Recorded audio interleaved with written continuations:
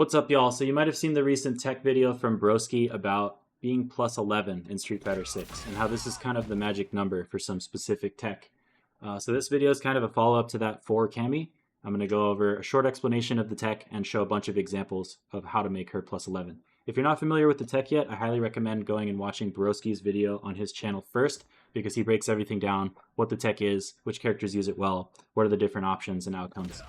So definitely go check that out. You want to be plus 11, basically whatever character you're playing, you do a knockdown into a frame kill that leaves you plus 11. Cammy has a really easy one that we're going to be using just to show the example, which is heavy spiral into dash, and that leaves us at the perfect timing. What's so special about this number?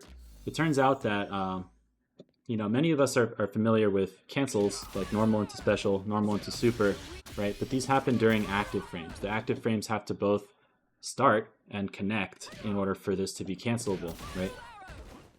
Now, it turns out there's a little known property in Street Fighter 6, and this was in Street Fighter 5 as well, where technically the first startup frame of a normal is also cancelable into super.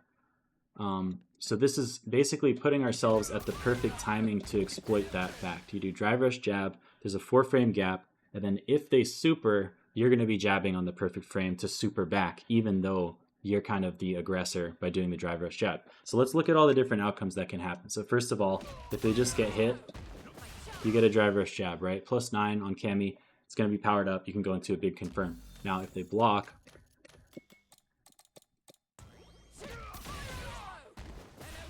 you get a plus jab in their face, right? So I'm plus 2 and I'm in throw range. So that's a way to set up your mix. So they don't want to just take this pressure, right? They're going to do something. So one option they might do is mash. And in that case, we actually trade. And different jabs will have different values of hit stun, right? Both on the attacking and the defending character.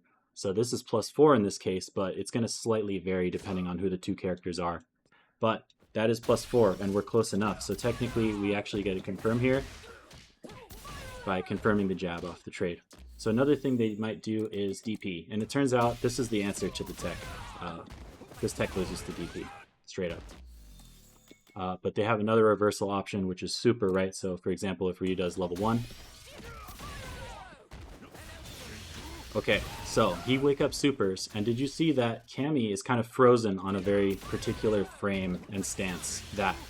Look at how she's posing, right? This is actually the exact right frame that you want to see. You want to visually confirm that you're in the right situation by looking at her pose in that frame. And that is the right frame to super back. So let's just verify that we can. Right? Level 1 back. So see? Normal into super. That's not the right super to do in a real match in this situation, but it's possible. So what happens if we do a different super? Okay, last one.